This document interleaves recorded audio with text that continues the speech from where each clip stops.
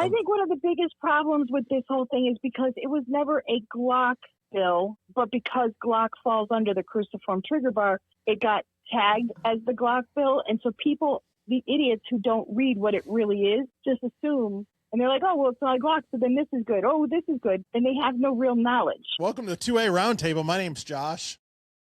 And I'm Michele. I'm Derek. And I'm Todd.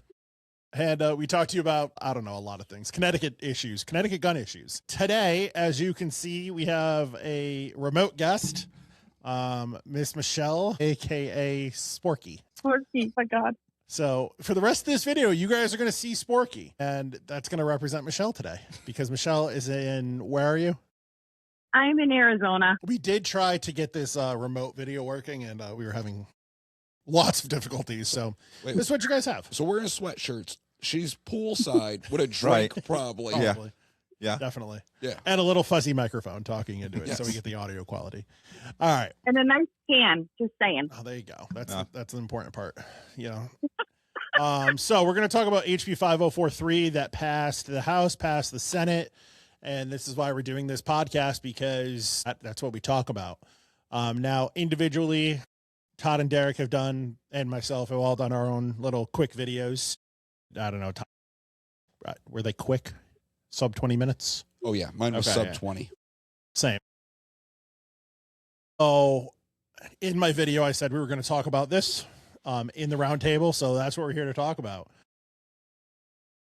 So I woke up at like 4 a.m., decided to hop on the phone and check out good old CTN YouTube, and saw Mr. Sampson was debating the bill at 4 a.m., which started around, I think, 3 a.m.-ish. And I think bill was passed at 7:22, if I remember correctly. Yeah, 722, 723, something like that. That was written in the little count. I think I But got it over here. Sampson did awesome. I don't know how much you guys, if you picked up how much he put Winfield on the spot. And because even though I'm out here, that doesn't mean I wasn't paying attention. You know, Winfield actually at one point in time said he had problems with this bill, but ready for it. But because it was the end of session, they had to get it passed. So they'd have a discussion after it was passed.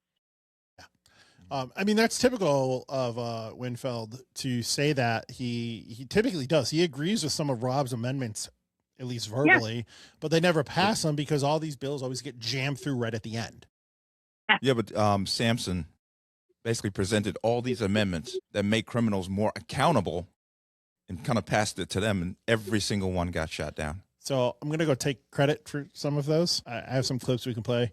They also don't want to pass it at that late date, because if they pass an amendment, it has to go back to the House for a vote and then go back. So it ends up, they don't want to ping pong it, because at that point in time, they just want it passed. Yep. It's ridiculous.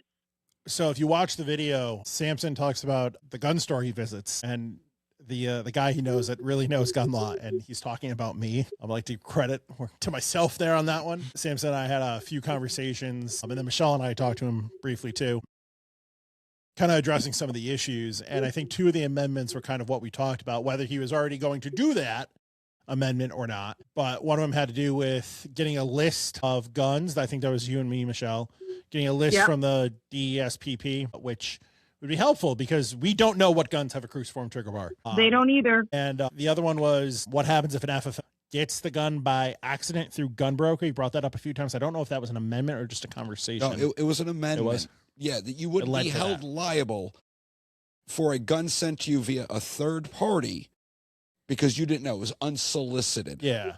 And it wasn't advertised. Right. And it was like, I explained it as in if someone buys a gun on Gunbroker, shows up, turns out you're not supposed to have it, it doesn't fall on you because you're not the one that ordered it. It just showed up one day. Yeah. Which I agreed with. I was like, yes, that's the way it should be. I mean, that happens all the time with stuff that's not legal now, but we don't have the stipulation of a D felony on the FFL for that right now. Right. Right. We either send it back or we make it compliant and move on.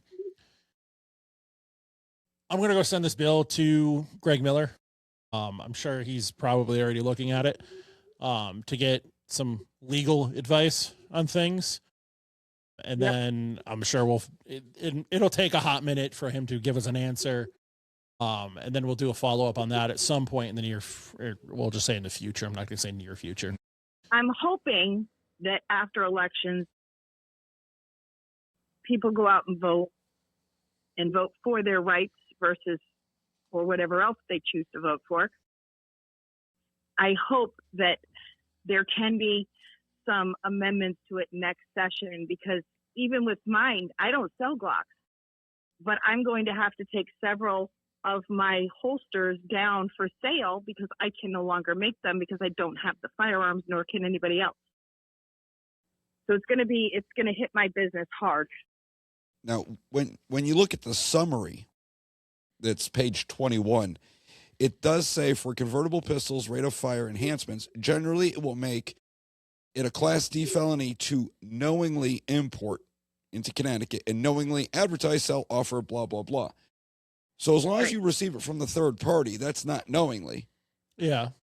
So but they're going to make a court case out of it. Yes, yeah. But there's your defense. It's not knowingly. Again, it's not solicited. I really wish that amendment passed, but it did not. So, which I knew none of the amendments would pass. Oh, it was too late in the session. That's 90% of the problem when you're passing something. Actually passed the last day of session because it was 7:00 in the morning. That's probably why they held it to that point. Correct. Well, they said they planned it out 4 or 5 days prior. Yeah, then you could have had amendments get passed. But they have a lot of other shit bills on the table this year that took up a lot of time. Yeah, and they were going to push this through no matter what because it's what Lamont wanted. Yeah. You. All right. So why don't they pass the bill? Why don't they call up the bill right after it goes to the House then? Because then anyone that makes a amendment can then go back to the House if need be. Well, because let's be honest, they're using the excuse of not going back to the House as their reasoning. But let's be honest, they weren't going to pass any of the amendments anyway. They had no intention.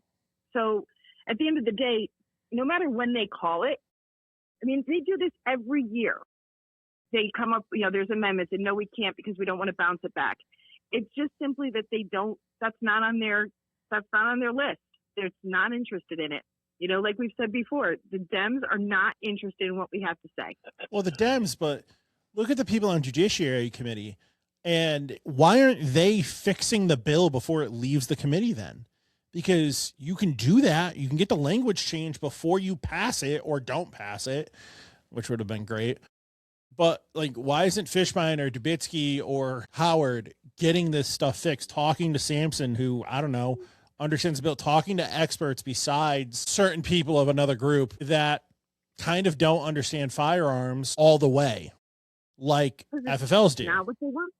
It's not what they want. But it then hurts the entire market. They don't, well, it's they not don't even care about that, though. No, I mean, look at the testimony. The overwhelming opposition compared to the minority, tiny minority of people who supported it. It wasn't about. They basically just said to all of you people in Connecticut, because if you were really going to listen to their constituents as a general rule and pass law compared to because they're elected to go up there and represent their constituents. They're represented to represent the people of Connecticut. They're not representing the people of Connecticut. They're representing the special interest groups, period.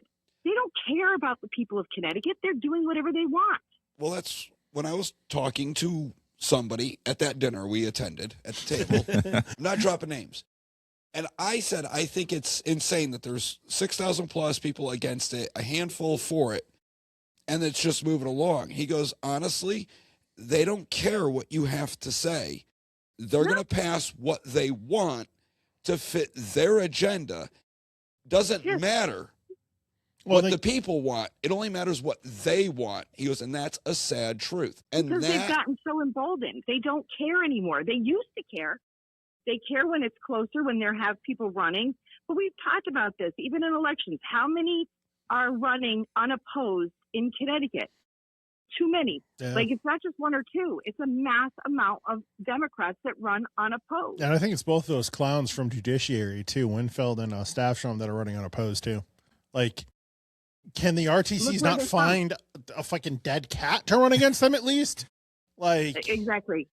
And they still think they have the cities locked in. To be totally honest, they don't have the cities locked in, but the cities don't vote as much. It goes back to they don't vote. So, and the cities have bigger issues. So even if they do vote, they go, well, okay, I can still have my gun. I just can't have this one or that one. So they're making choices. And the Dems are relying on those choices to be made because so far in Connecticut's history, they've been allowed to.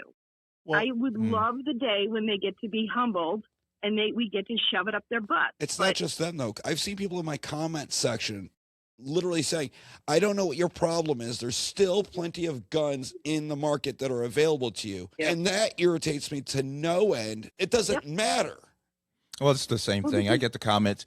You're letting them do it to you. You know, you get that whole, angle coming at you. You allowed it to happen. And it's like, can't really argue against that. well, Technically, we're not coming out and forcing voting. I am, Yes, individually. right? But then the people that are like, Personally, not. yeah, but like the people that are like, I don't vote or my vote doesn't matter. That line drives me up a fucking wall. Like that goes back, and I know I bring up Southington a lot, guys. Sorry. The 81st district lost by 1 fucking vote. And then he won by 1,500 votes. And now he's up for re-election this year again. And we'll see what happens. So 1 vote does matter. Going back to Todd's point there, you had somebody in the comment section of your little short you did when you were at Wolf's yesterday doing a private lesson or something, right? So share that one. Then I'm going to share one from a customer when he went to one of his clubs. So his name's Dave. And he posted this on Facebook about a day ago. So maybe it could have been 2 days ago. But so I'm at the club meeting last night and the subject of the Glock ban comes up. And while the person speaking about the nuances of the bill is absolutely useless pieces of garbage legislation that made no one safer, a comment is uttered, well, Glocks are pieces of garbage anyways. Now, this is a room full of 2A supporters. He says sometimes we're our own worst enemies. Another person at the table said, I agree, but that's not the point. They eat themselves, right? This goes back to Sandy SB Hook. 1160, go all the way back there. A lot of people, you heard gun owners saying, well, it doesn't affect me, so I don't care. I don't have one of these AR-15s, assault rifles. Then you have other people saying, as long as they don't mess with me, I don't care what they do. Well, that was 704-2 right there, right? Yep. Oh, it's only going to affect FFLs. It's not going to affect me. But if we go out of business and you can't get the guns, guess what? That affects you. That was my whole argument last year, but we won't go back that far. Well, Did you find it, Todd? People still today don't believe that these are just stepping stones. Okay, so they went after Glocks, and you go, okay, I don't like a Glock. We all know, I've done this podcast enough, I don't own Glocks either. But with that being said, once this goes through and they're allowed to do that, what's the next thing they're going to take? Because you look around the state, look at Virginia, look what they were trying to do.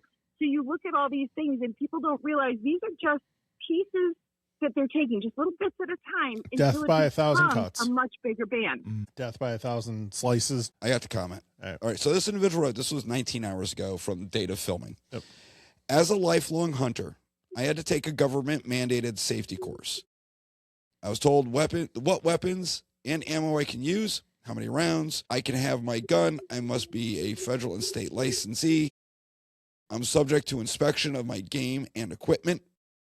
I was told where I can hunt. What makes the rest of y'all any different other than you want to use your own high-capacity firearms in full auto? Grow up and realize you are not special and responsible. Enjoyment of firearms has not been regulated that doesn't make any sense. Most of what he's saying doesn't make sense. I know. You are not special. Okay, I get it. You are not special, and responsible enjoyment of firearms has been regulated for decades.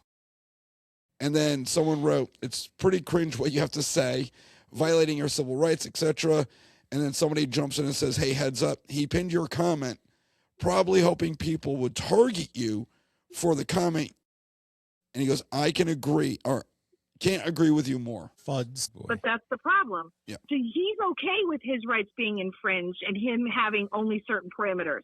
To be totally honest, I don't think any of what he's going through is okay as a hunter. And if you just what's a federal license, by the way, for hunting? I don't know. Here's I tell people all the time, I think bump stocks are stupid. Yeah. I think they're idiotic. Yeah. I would never buy one. However, If you, Josh, wanted to buy one, that's your business. You do you, boo. I don't like them. I think they're dumb. I'm not getting them. Right. That's it. Should they be illegal? No. No. I think I there's did the one same thing. acceptable place for a bump stock, and that is on a 22 AR. I did the same thing. I don't have any. I don't like to shoot them. I have shot them. I don't like them, but I fought hard to keep them. I mean, there's plenty of things out there I think are stupid, but I don't think they should be taken away. So what are the comments you got in your section there? All right. Those shorts. So I did a short, and I said, hey, we're doing this two-way roundtable, so send in your questions because people, we're really wanting to ask questions to all of us. Well, also suggestions of call-ins, but we're not doing call-ins. All right. So, we have a call-in. So the first one, it says, I thought modifying any firearm to full auto was already illegal. Yes, it is. It is. Yes. Somebody did ask, but I had, like a dumbass, I responded to it, thus it disappeared. But he did ask if there was a carve-out for law enforcement or military, There's which not. I responded, no, they removed that. I've actually seen more cops in my store recently than I ever have before because some of them pay attention, some of them don't. They get told. I pulled up the other day and there's a Woket cop here. I'm like, what are you here for? And it was a Glock. Next comment. Got my Glock last weekend at Lock and Load. Thanks, Josh. I shall now refer to them as Glock and Load. Oh, that's a good t-shirt idea. You're not stealing that. Fair enough. That's all you. And when I was over there talking to Nine Knuckle Nick, you got a large shipment of Glocks and Gen 6s. Yeah, I got more coming. I just got 14 Gen 6s ordered this morning. So, Nice. all right, next comment. What now that they banned Glock? What one's Glock is banned in the case? You have other state gun permit like that Florida are going to travel by airplane. No, you were reading it the way they write it, and that's a good thing. That hurt my brain. You cannot buy a handgun in a state you do not live in. That is a federal law. So I think that's what they were kind of going with there. Like, oh, I could buy a Glock in a different state. No, you can't. Not unless you live there. Or if you're traveling from another state.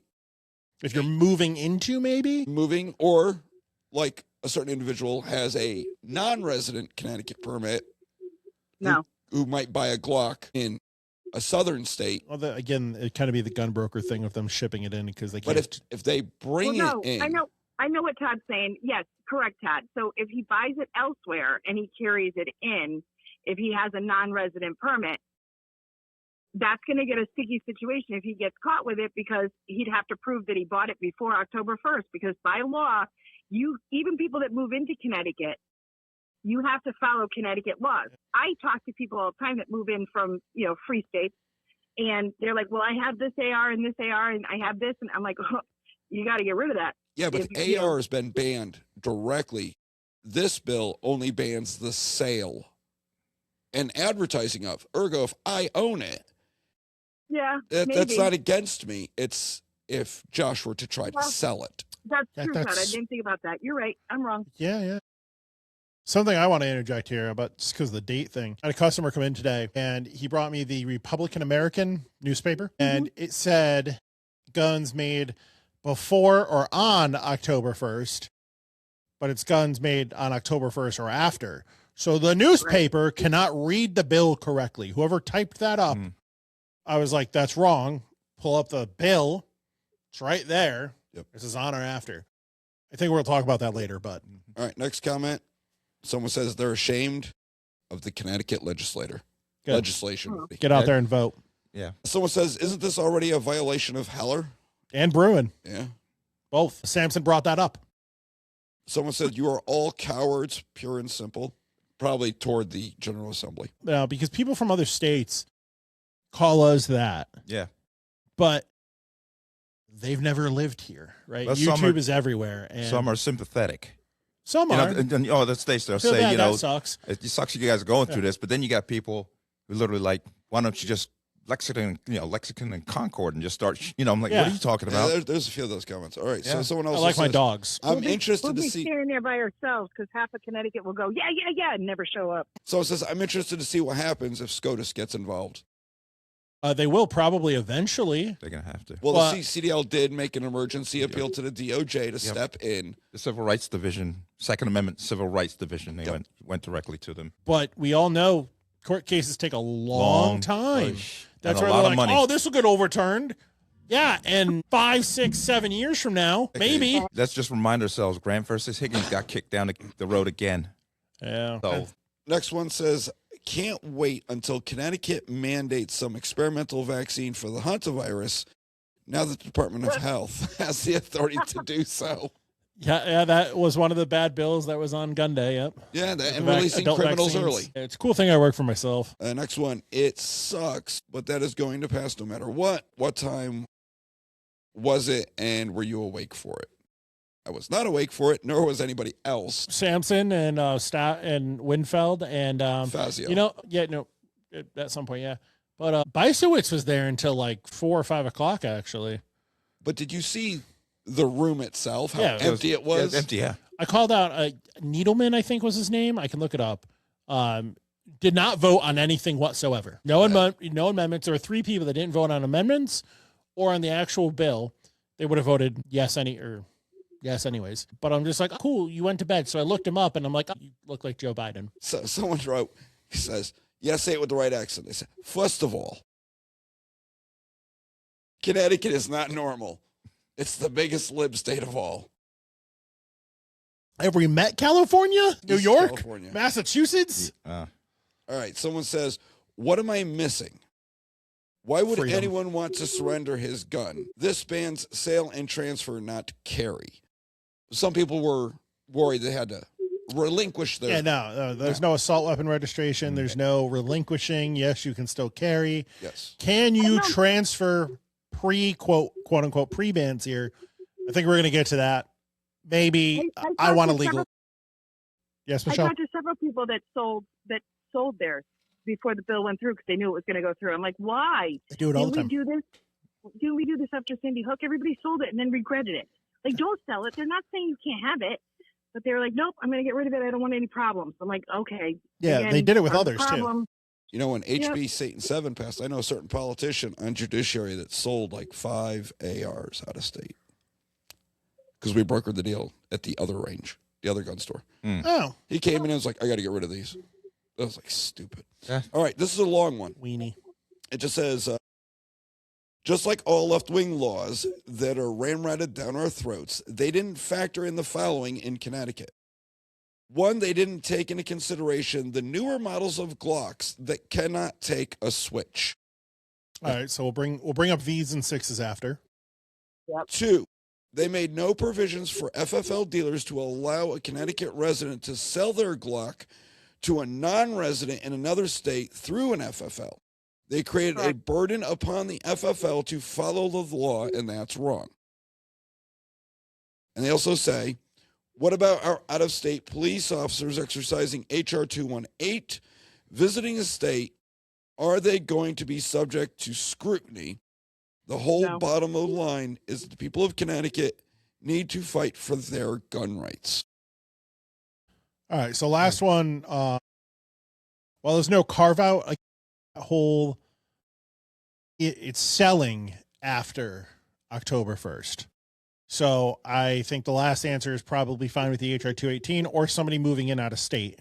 I think. Yeah, because it's for the FFL, not for the people. Yeah. But we know how Rhode Island. Number 2, going back to that one, yeah, it's the FFL aspect. If there's going to be a pre-ban market, it's going to be a slow pre-ban market, unless like when you want to sell something. Like, let's say Derek comes in with more guns and shotgun sold, by the way, and wants to sell me this Glock, even though I look at it and I'm like, that's a Gen 3, right? Or a Gen 2 or a Gen 4.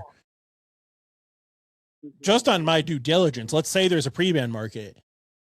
I'm going to go and contact Glock for a born date.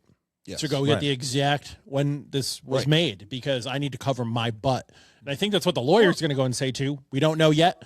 Again, we're filming this Friday. What's today? The 8th. This was passed the 6th, 2 days ago, the 6th. Yeah. So there's still more to come. We'll cover more too. Let me put something in on that.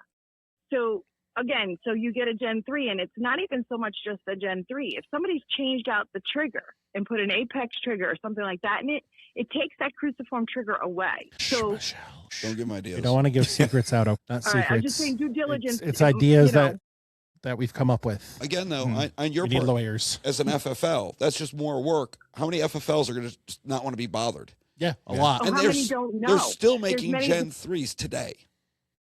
And Gen 4s. They don't even know. And Gen 5s. They're not producing any new ones for Leos or military. I think they're just, I have no idea about the military. Pretty sure everything's been discontinued. There are still what do they call them? I guess rebuilds, ones that blow up. Refurbished guns. Yeah. And we've got, so I just got a couple 17 Gen 4 LE trade-ins. They both sold, but so there's still going to be stuff kicking around. But, and then going back to the original point, and V's and 6s, let's talk about that. So when in the bill, you got the bill over there, it says capable of taking it doesn't say Glock switch, but we're just going to say Glock switch here. Unless there's a piece preventing that switch from being installed that's molded into the frame. So I've got it right here if you want it verbatim. Yeah, go for it. All right, so it says convertible pistol does not include any hammer-fired semi-automatic pistol or any semi-automatic pistol with a cruciform trigger bar that has a tab or other piece of material molded into the pistol's frame that shields the cruciform trigger bar from interference by a pistol converter, comma. So if there's a period right there, V's and 6s are okay. Yeah, but unless the tab or other piece of material can be readily removed from the pistol's frame.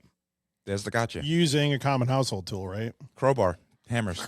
Crowbar something. It doesn't add that in there, but it says in the beginning that the first part of Section 4, a convertible pistol means a semi-automatic pistol with a cruciform trigger bar that can be readily altered by hand or with a common household tool.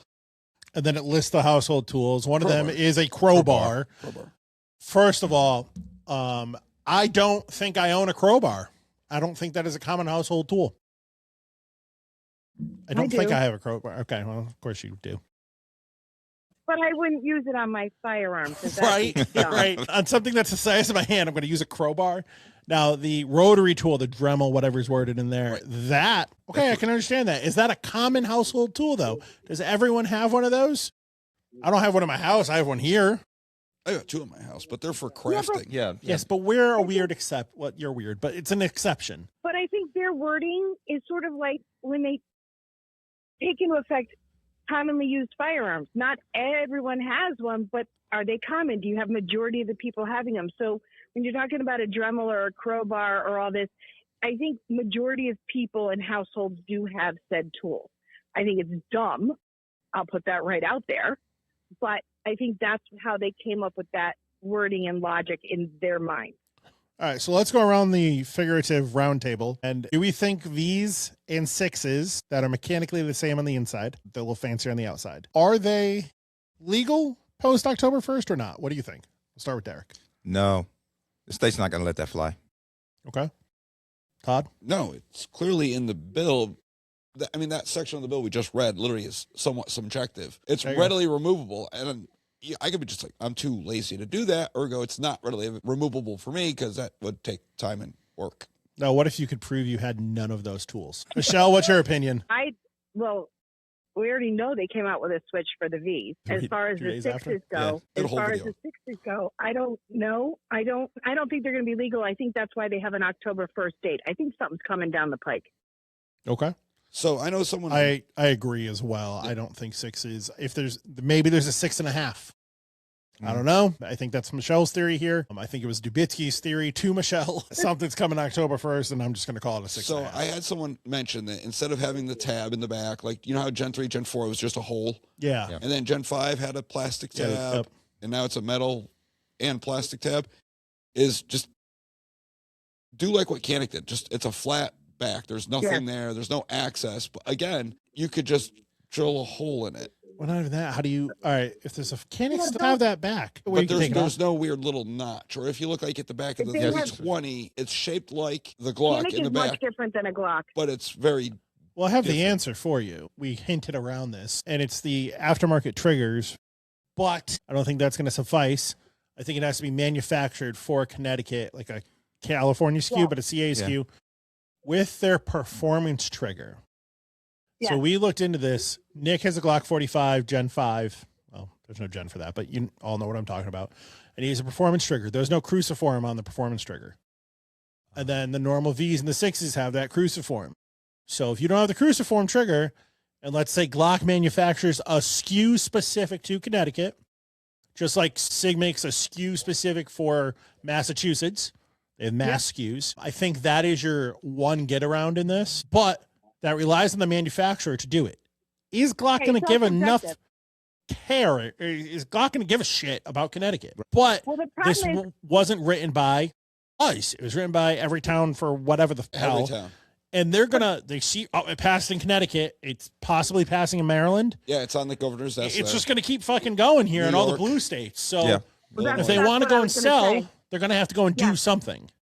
and I think they will, because you've got quite a few states that are popping up with this, because, you know, they all talk to one another and they're like, oh, cool. Yeah, let's do this. So I think eventually Glock will make a change, whether they make it across the board. Me personally, I wouldn't have a problem if they did change their whole line instead of just doing certain SKUs, because it doesn't affect how the firearm shoots to the average consumer. At the same So- time, though, Glock can look at it as this is a violation of Heller and Bruin. Yep. So we're not going to Yeah, but they- revamp everything for They states did. full of idiots. Yeah. But Well, they already did for California. That's the V. Right. That's what I'm saying. They've already done it once. So why wouldn't they do it for, to because keep it going in every state? No matter what they do, these states will find another reason to wank about it and ban something else. So it That's it. doesn't matter what Glock does. It doesn't matter Agreed. what any of these companies do. It's about Agreed. limiting our choices and slowly eroding our rights. Because remember what they said in the General Assembly. Yes, they recognize that residents of Connecticut have a right to defend themselves in their home, but it's General Assembly's authority to dictate what we get to use. I Because don't I think care. it's very- Remember, we talked about using a I- flamethrower. I find that very, very, I don't know the right word, disturbing, I guess is the best way to put it, that they think they have that much power. Well, someone wrote in the Because- comments section that it's a totalitarian tiptoe. Behold the eradication of your right to be defensive. Yes. And then But so see, the problem is they believe it, Todd. The people making these laws and backing them, Safstrom, Winfield, all this, even with Winfield saying, yeah, I see some problems, because his problems were not with banning the sale. His problems were how to, like when Rob put a spotlight on the entrapment through the FFLs and that kind of thing. So it's not the banning of the sale that they're having a problem with. They have no issues with that. It's extremely disturbing, and people want to go out and have their No Kings protest, and they want to, no Kings, because they're pissed off at Orange Man. And I gotta tell you, it's kind of sad, because if everybody looked closely at their own state, between the vaccines, between the gun rights, between you name it, how they're doing this, there are an authoritarian government right now, and it needs to change. November, election day. What other Freaking comments hope we got? so. we got someone says, why are we not surprised? No shit. Someone goes, so is Nagar or GOA going to file lawsuits? It's clearly a violation of Heller. CCDL has Tell them to already call reached them. out to the Ask them. DOJ. Somebody should call GOA or MAGA or any of those. Why are they asking the question? Make the phone call. Someone also writes, Winfield's head is spinning. He has no clue as usual. He was pulling a Joe Biden there. He Oh, was confused. he had some words that were gobbledygook. Well, before we Yeah. started recording, Derek and I were talking how we're talking about the secondary market, right? This says I can transfer it to Derek. Obviously, we can't do it without the FFL. Well, obviously, if it's a Gen 3 Glock, it was made before October 1st of this year. Correct. Maybe. Right. There you go. Maybe. That's what the law says. And Winfield, when he was pushed, he said, no, you can't do that. Now, I don't really, I mean, honestly, I don't care what he says. How he's interpreting it, I don't really care about how. That's how the FFL interprets it and our lawyers. The FFL and how is SLFU going to interpret that? Yep, them too. Okay. Them too. Someone writes, they do it all the time in the middle of the night. Shouldn't be a surprise to anyone. Let's see. We all know that young demographic, to thank for this, they tend to ruin a lot of good things nowadays. Okay, boy. I'm sorry. You know what? The people that were in that room that went up and testified were of all ages. You had some old, very old, the 1911 bros. And then I don't know. You had people my age. You had some people younger than me. You had people older than me. You know, Todd's age. You got gray. But you have adult children. Jack, so like, it's an all over thing. Like that comment's just fucking arrogant. No, not completely. And I will tell you, not completely. Yes, there was more young people than normal. But when you look at the amount of young people in the state and people buying from your store, from, you know, the gun store, from any of the gun stores out there, if you look at them, a lot of them are younger and they were not up there. So as a majority, it's not the younger crowd. Yeah, yes, we're getting more and more. But somebody's got to inform them, and the organization doesn't do a great job doing that. I think he's bringing up, though, it's not a bunch of, you know, boomer hood boogers running around Waterbury with switches on their clock. Okay. It's the kids. Yeah. You know? All right, someone writes, I bet that's what they're hoping for that. You guys won't touch them, regardless, because you don't know what legal issues they will bring. And that's what they want. So that's the secondary market. FFLs just won't go near them. Yeah, no, that's a consideration. Yeah. Look what the liability bill did. Yeah. When they passed the liability bill, most of us said, all right, I mean, I stopped revenue sources because I don't want to play in the sandbox because I don't know what's right, when I can get jammed up, when I can't. Someone writes, started with assault weapons, and in quotation marks, and everyone said, it's just those. They're not going to take your guns. Now they're after your pistols. It started with machine guns. You can go back to that, yeah. So very good, easily. right? Someone says, enjoy the living of communist cut. Let's see. We are about to see Glock prices double in Connecticut. Speaking about that. That's a good point. That is a great point. Good place to lead into, because somebody wrote in my comment section on my video. They didn't mention the store, so I'm not going to mention the person's name, but Blue Label dealers are selling them full price. The local gun shops are taking advantage of us sad times.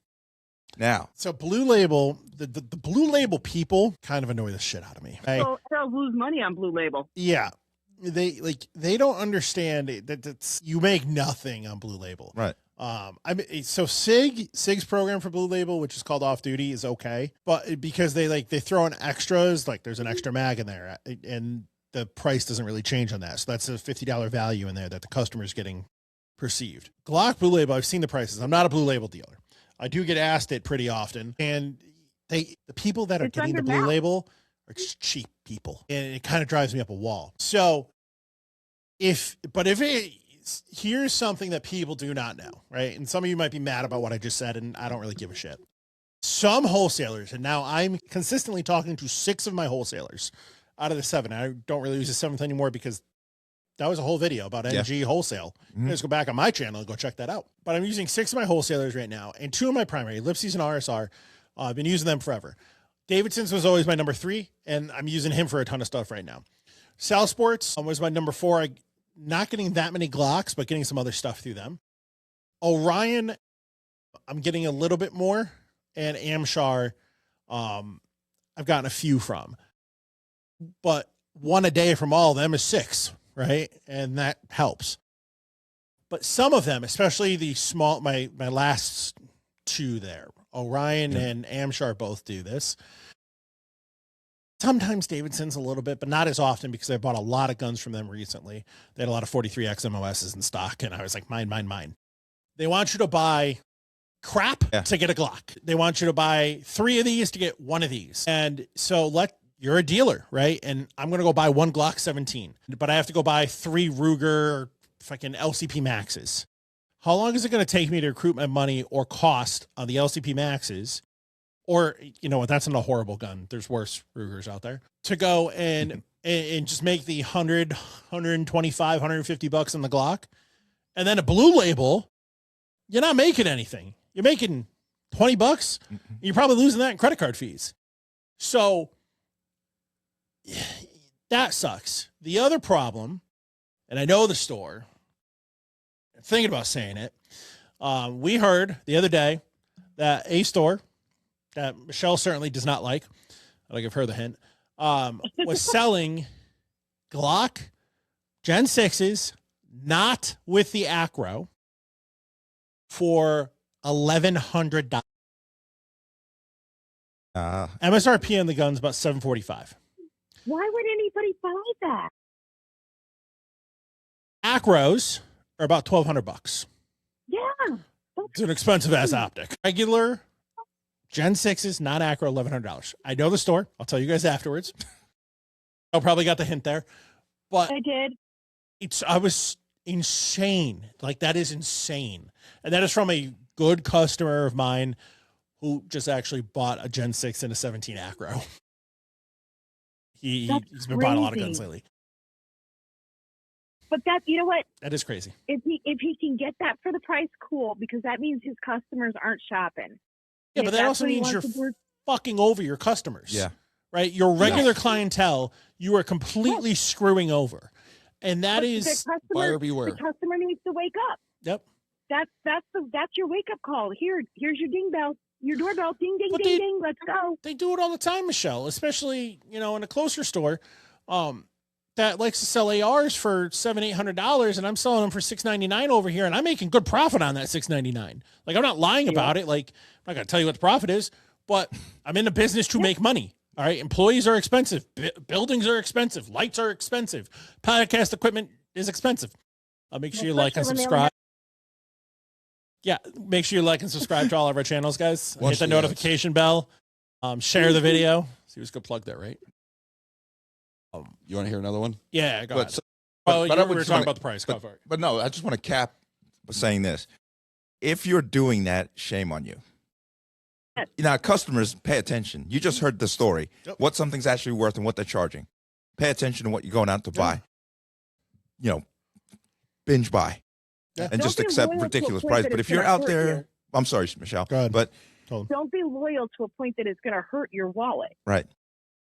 Unless that's what you want to do, hey, good on you. But everybody has 2 or 3 stores within a half hour, 45-minute drive. Gas is even cheaper than what you're going to pay if you're going to pay those kinds of prices. Whoa. Gas was really expensive the other day. Okay. Go ahead, Derek. Finish up. But no, I was just saying that if dealers, I'm talking to dealers, if this is what you're doing, shame on you. Mm-hmm. But just remember, when the dust settles, gun owners have a long memory and they never forgive. Mm-hmm. Look what happened to Smith & Wesson when they caved to the anti-gun crowd, 15, 20 years ago. Yep. Yeah. Their stock plummeted.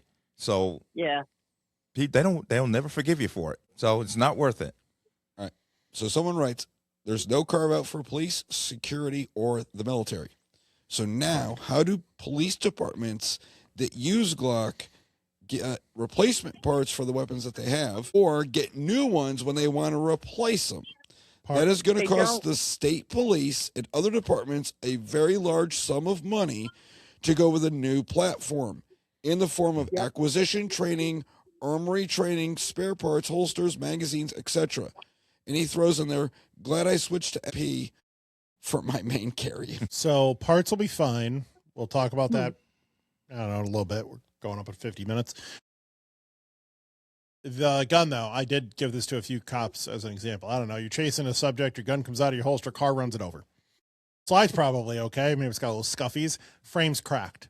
Frame's done, right? You're going to go send that back, get a new frame, a new gun.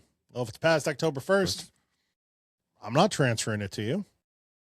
So unless this is coming straight from Glock and they have some magical way of giving you guns, that's and they cool. don't, because they have to use an FFL also. They don't get magic. So goodbye, state police. Go ahead. I think a lot of departments, and I know the state police is actually looking at getting out of Glock. They were before all of this anyway, but a lot of police departments are moving away from Glock as it stands. So it may not be as big of a deal to the department as people think it is. I think 2027 rolls around, they're going to go and jam through a fix-it bill and give a carve out to law enforcement. Yeah. But like a carve out to FFLs too. They need, in the same sentence, they need to do that as well, or else you're still not getting the gun. So I just don't think that, I don't think they had enough time to jam through a fix-it bill, because there were valid points that Sampson brought up that they should have fixed, but didn't. And this is one of them. Just like the open carry ban, 6667, they didn't exempt cops or security from doing that, and they had to jam through a fix-it bill right after that, whatever that was attached to. Correct. They did that in a special session. I don't think they'll take the time to do this one in a special session. So I think it's going to be about a year. And then I do think we're going to see some stuff come through. I think it will really help if we have the right people elected. Going back to that, guys, just so everybody listens, there can be, it's bad no matter how you put it, but at least maybe they can make it a little bit better for the businesses to allow it so that we can help our customers if they, you know what I mean? Make it less bad. Go ahead, Todd. I hate that term, but yes. Let's see. Says it sucks. Someone said this is only going to affect law-abiding citizens. Criminals are actually exempt from it. Yeah. Yeah. See, they made a carve out for criminals. They do a carve out for criminals on everything. Connecticut loves their criminals. Yeah, well, without the chaos, they can't pass gun control. Someone goes, I'm not paying taxes to enforce this bullshit. I'm out. Fuck the state. Yep. That's a lot of people are saying that. I'm just going through, besides regular comments. That's what they want, though. Questions. They want us out of the state, and I don't know why, because I pay taxes. All right. Here's some for you. Seriously, think about the long term. If they got what they wanted, can you imagine Connecticut if all of the good law-abiding citizens left, which is, and we've been doing it for, 2 decades now? If they really get down to that and you have, which we already have more criminals than not, and it continues on, can you imagine what that state's going to be like? Then what are they going to blame? Well, Connecticut will be Trump, but Connecticut will basically be Detroit. Yeah. I'm going to say something funny, Derek, because you brought that up. So after Sandy Hook, I was going around and I would talk to friends and stuff, and we were talking, and I'm like, you know what? Because not just with gun rights, but in general, the taxes, the fees, everything. I was like, you know what? Connecticut, I swear to God, is trying to be just like Detroit. I didn't mean it as a challenge when I said that, but apparently somebody heard me. Yeah. Somebody asked Josh, you might know this. It says, is the Rigger RXM still safe? No. No. It's a Glock Gen 3 clone. That's like saying, is a shadow system safe? No. No. Zev. Someone said they went to their local gun store and anything worth buying is already gone. Obviously, they haven't been a lock and load because I refilled that case this week. Okay. I am tomorrow's supposed to rain. Yeah. Ooh, I am hoping we're Here slammed. you go. You'll like this one. This person writes, you're too stupid to recognize that there are hundreds of other brands out there. What? That was it? No, he says good. There's a good chance the Supreme Court will blow it out of there. So, but try supporting your local law enforcement instead. But the fact that he starts is too stupid to recognize that there's hundreds of other brands out there. You're too stupid to read a gun law? Like, yeah, this is the person that all of a sudden turns around and goes, how did we get here? Yeah. That's the person what right do you there. mean I can't buy an AR-15? Yeah. Someone asked if the Springfield Echelon will be affected. Rumor. Not confirmed. Haven't gotten there. Well, so I actually took one apart. We did take one apart yesterday. Trigger bar, yes. Trigger, yes. Cruciform, subjective. probably not. Someone says it doesn't use a cruciform trigger. Shouldn't. He can't imagine that it would be included for now. So No, because that's the whole deal on the whole thing. It's cruciform trigger. bar. Yes. So I think what we're gonna do, Nick and I, at some point when we're not selling 1 million Glocks, I have no idea what's going on next door. He could be slammed by himself right now. And I think I'm gonna come up with a list of common guns that we sell. So, and I'm gonna have 2 check fields, and one of them's gonna be trigger bar, and then one of them's gonna be cruciform. So, is it subjective that trigger bar could be a cruciform trigger bar? And then the ones that are definitely a cruciform trigger bar. You ready for this one? This sitting. is actually from a different video. Should I sit down? My advice to everyone. Just avoid what this guy is talking about. Don't mod your gun. Real easy. Leave it factory, and your problems are solved. They're coming from the Most of us factory. do. They're coming from the factory of the cruciform trigger bars. Like, guys, you got some idiots in your comment section, man. Yeah, I said that, gun guru fans. I think one of the biggest problems with this whole thing is because it was never a Glock bill, but because Glock falls under the cruciform trigger bar, it got tagged as the Glock bill. And so people, the idiots who don't read what it really is, just assume, and they're like, oh, well, it's not a Glock, so then this is good. Oh, this is good. This is good. And they have no real knowledge. Well, the other thing is they rely on gun stores to tell them things, and there are plenty of gun stores that don't know what the fuck they're talking about. 100%. Like so many of them. And I remember one when the bill first got introduced, like, it's a ban on all guns. What? Right. So like, hammerfire is explicitly out of this, so no, it's not. So besides Correct. Glocks, what other guns are getting banned? Glocks, Ruger, RXMs, auto systems, EVs. Does the state have a list? The state does not have a list. That was an amendment to make a list. Make a list, and they said no. Will you be able to get parts for Glock style firearms, such as barrels, slides, triggers, etc.? Yeah. Yes. Yeah. Yeah, that bill dropped. Do existing Glock owners get grandfathered in? And if so, will they eventually try to come for those too? Yes, and who the fuck knows? God. Did you get attacked? No, the questions. Sorry to our listeners. I apologize. It's just like, hello.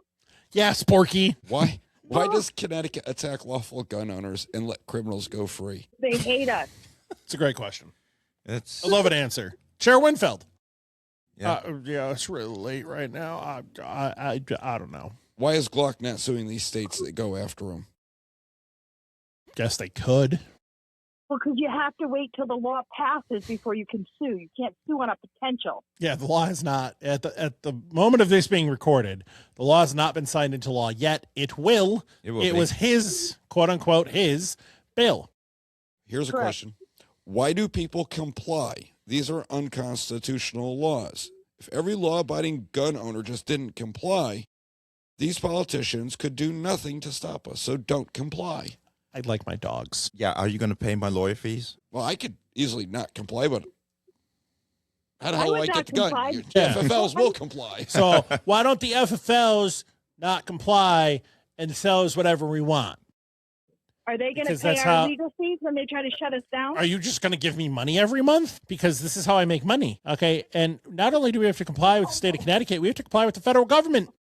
They're a little more scary. This one is nice. It says illegal machine gun conversions were already against the law. Then why is Connecticut now restricting commonly owned pistols instead of focusing the enforcement directly on the criminals using such conversion devices? How many times have we answered that question? Yikes. Michele, what's going on with your audio? Yeah, sorry. Like I said, Luke Air Force is doing maneuvers. Oh, so okay. that was a fighter jet. Gotcha. Sorry, my bad. You're good. Making sure it wasn't. Is it a high capacity fighter jet? No, I just can't call them and tell them not to do that today. Sorry. Darn. I don't have an in with them. Should sell them holsters. So the P320s. I have an in with a lot of things, but not Luke Air Force Base. Here's a good one.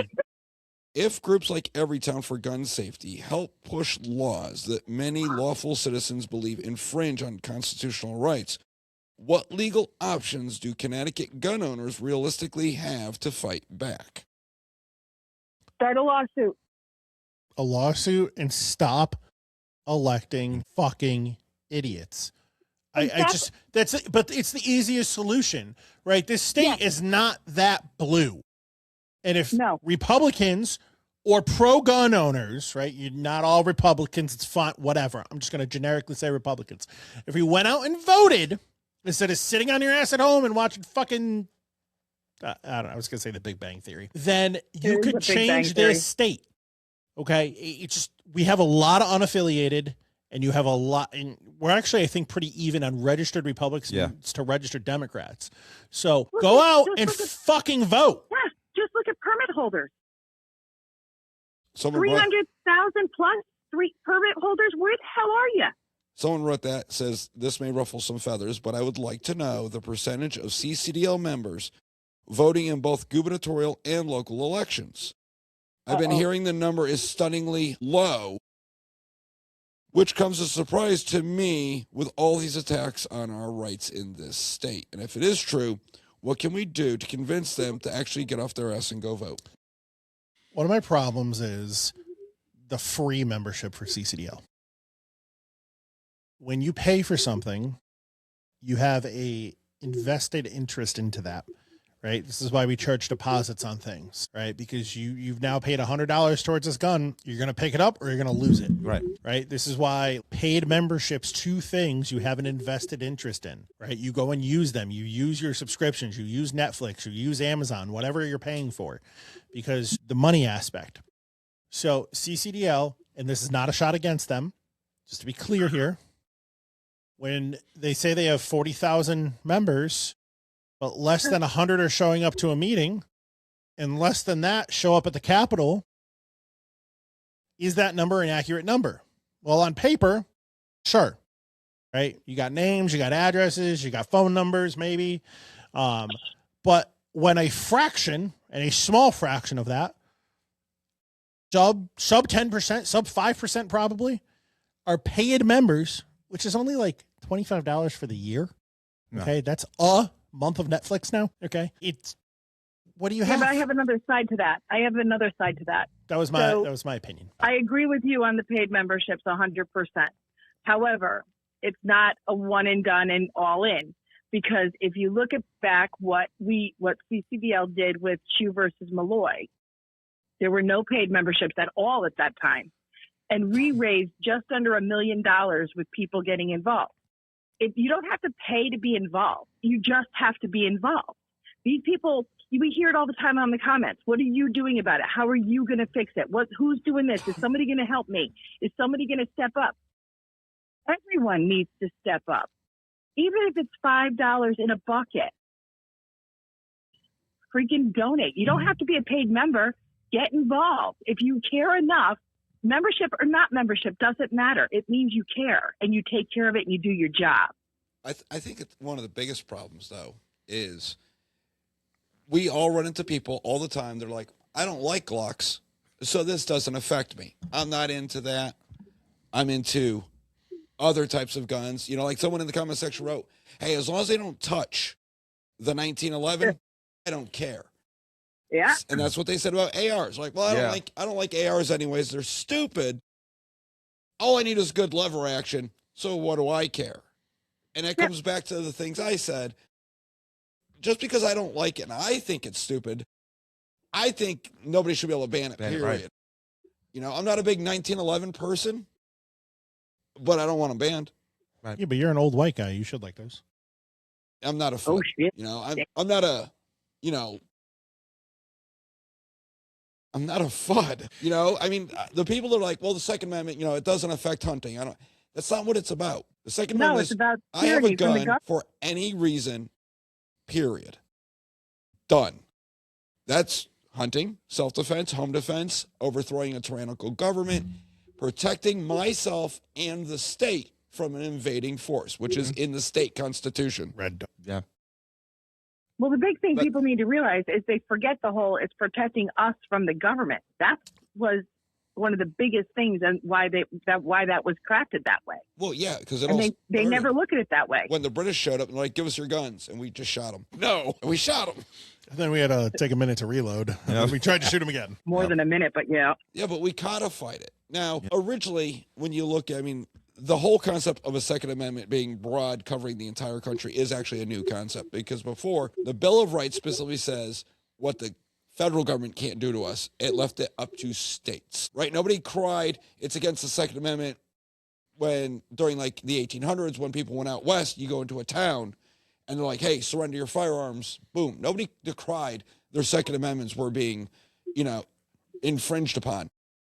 But Connecticut codified the Second Amendment in its own state's constitution before the Bill of Rights, saying that we had a right to bear arms in defense of ourselves and the state.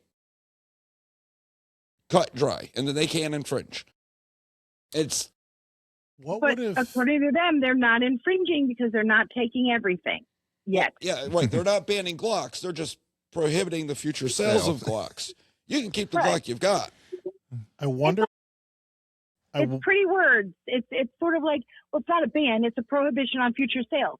That's a fucking ban. I wonder what Connecticut's gun infrastructure would look like if Sandy Hook never happened. Nothing would it wouldn't have changed. No, they would have found a way to go after Well, think so? things. But it will take. We probably still get to the point where we are now, but it'll take a lot longer because they use the tragedy of Sandy Hook as the emotional fodder. They still use it. They still use it. They still use To it. push what they wanted. I think eventually we would have gotten to the point where there would be an assault weapons ban. There, they would be going after cruciform trigger bar firearms, but it would just take them longer. All of those, everything that's been coming out right after Sandy Hook, everything that came out, that initial ban, that had been sitting in drawers and had been pre-written for years up to. And people go, no, it wasn't. Yes, it was, because I know people up there at the time when that bill went through, and they confirmed it with me. And then they just built off of that, and they have this, it's a runaway train right now. The Democrats are on a runaway train with gun control. No, they're not writing it, though. That's the key. They're not doing it. They're not writing it. It's every town. It's Bloomberg. It's Moms Demand Action, Students Demand Action. They're the ones coming up with this and then systematically going from blue state to blue state, handing off these cockamamie bills written by their so-called gun experts who don't know shit about guns. And then the states just blindly push it through because it fits their ideology of ultimate control over the citizenry and do nothing too little to stop criminals, because criminals be doing criminal shit. That's why they're criminals. You miss Giffords. But Todd, oh yeah, Giffords. Every bill written and crafted up there is not crafted by a legislature. Someone is in their ear giving them, here's your bullet points. Write it up. Nothing is being written by a legislator up there. They're giving it from all their special interests on every topic, not just They're guns. elected to write the laws, vote on the laws, and then obviously in the end enforce said law. Not just sit there, get a bunch of crap from some other party who does not have the citizenry's best interest in mind, and then ram it through, fucking the citizens over because they just don't give a shit. See, to me, it doesn't matter who wrote it. I truly believe that. It doesn't matter who wrote it. If our legislature was truly working correctly, they would follow what their constituents are looking for. So it's not about who writes it. It's actually who votes it, period. The problem is it doesn't matter what the constituents want, because a shit ton of constituents came out against it, and they said, we're going to push it anyways. How many people came out against the homeschooling BS, and they pushed it through anyways? Yeah. How many people came out against the vaccine mandates? Because they're empowered. They don't care anymore. They have had so much power in Connecticut. Connecticut has had a Democratic legislature for over half a century. Correct, because they know it doesn't matter. They feel like nobody's ever going to touch them. They're untouchable. And that's why the voting matters so much. That's why people need to put a smackdown on here. But it's a matter of getting the people involved. That's why I hope the DOJ comes after all the blue states for gerrymandering all these years. And then Todd's going to touch them. But Sampson did mention that on, that when they pushed through 5043, he said that, he literally paraphrasing, but he said that the Democrats were arrogant in what they were doing. But I remember SB 1160 actually went to the Capitol and testified against it. And I said it right then and there. And the video's still out there on YouTube. I said that they are using this event as nothing more to push through an agenda that they've wanted to do for a long time. And I said, they don't care about these kids. They just use that event to do what they've always wanted to do. Now, here's my theory. The original bill for 5043, one that was in judiciary, included a Leo and military clause, right? Their exemption. And then it was removed. And I wondered, did they remove it trying to ultimately kill the bill because it would screw over every police department in the state? And I think it backfired. I don't know who removed it, That's an interesting take. But I was just curious, like, okay, is that, poison pill it, and maybe it doesn't go anywhere because now all of a sudden law enforcement might be bitching because they're going to be having to spend a ton of money. I mean, Connecticut State Police just invested how many tens of thousands of dollars in Glock 45s. Police departments across the state still uses Glock 45s with acros. Like, how much money was invested from municipalities in the state into the firearms that are now going to be illegal? Correct. You guys are missing it. Follow the money.